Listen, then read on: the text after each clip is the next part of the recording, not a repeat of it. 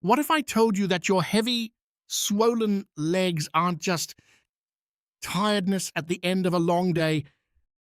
There's something else going on, and most doctors never bring it up. Poor circulation quietly builds over years, and by the time your legs feel like lead every evening, your body has already been sending signals for a while. The good news is there are three techniques you can do at home, most of them in under 2 minutes, that actually move the needle on this. And the order matters because each one sets up the next. Stay through to the last one because that's the one most people throw in the trash every single week without knowing what they're tossing away. Technique one, dry brushing. Dry brushing sounds like something you'd see in a luxury spa brochure, but the reason it works has nothing to do with pampering.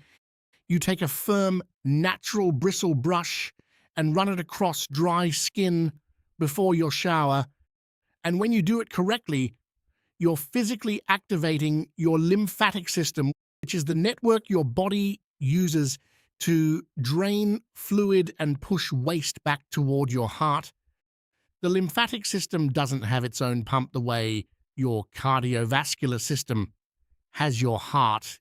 It depends almost entirely on muscle movement and external pressure to keep fluid moving.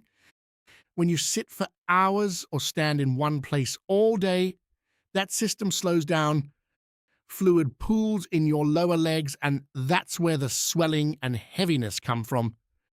Dry brushing creates that mechanical pressure from the outside, moving lymph fluid back in the right direction.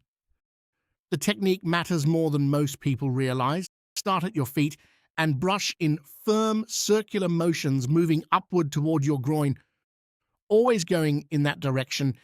If you brush randomly or from top to bottom, you're not working with the flow of the lymphatic vessels, you're working against it.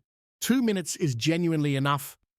If you're consistent with the direction and pressure, cover the calves, the shins, the backs of the knees, and up through the thighs.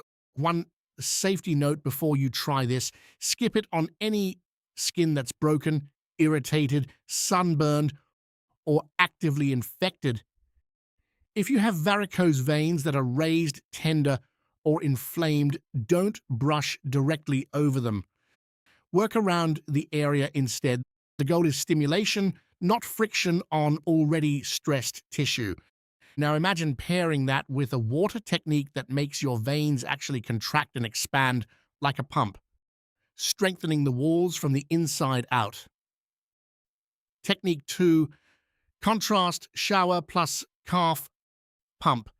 Contrast showers have been used in sports medicine for decades to reduce swelling after training, and the principle translates directly to everyday circulation problems.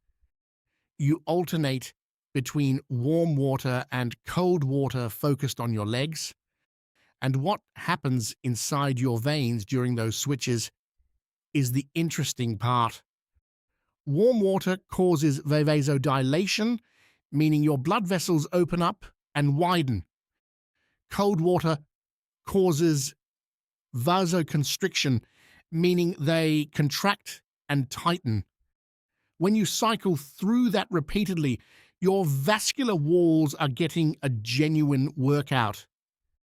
Research in sports physiotherapy has shown that contrast therapy reduces edema more effectively than passive rest or heat alone, and the effect compounds with repetition.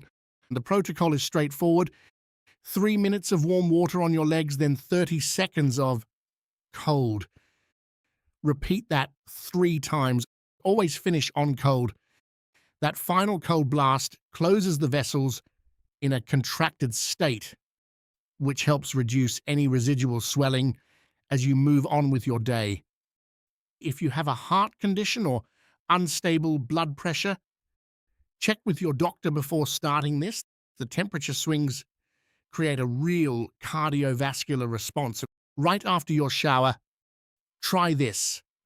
Lie flat on the floor and prop both legs up against the wall at a 90-degree angle Hold that position and repeatedly flex your toes toward you and point them away over and over for 2 minutes. Your calf muscle is sometimes called the second heart because when it contracts, it actively squeezes blood back up through your veins toward your chest. Gravity is doing half the work in that position by draining pooled fluid downward away from the tissues, and your calf contractions are handling the other half by driving blood back into circulation. These two techniques work on the outside and the structural level, but there's an ingredient you probably throw away every week that works from the inside, strengthening the actual walls of your capillaries, and it costs you nothing extra. Technique 3, onion skin, tea plus natural supplements. Most people peel an onion, drop the golden outer skin in the trash, and never think about it again. That papery layer you've been throwing away for years is one of the most concentrated natural sources of quercetin you can find. And quercetin is a flavonoid that does two things directly relevant to your legs. It reduces vascular inflammation and it improves the elasticity of your capillary walls. Research into quercetin's effects on blood vessels shows it works through multiple pathways. It inhibits the enzymes that break down collagen in vein walls, which means the walls stay more flexible and resilient over time.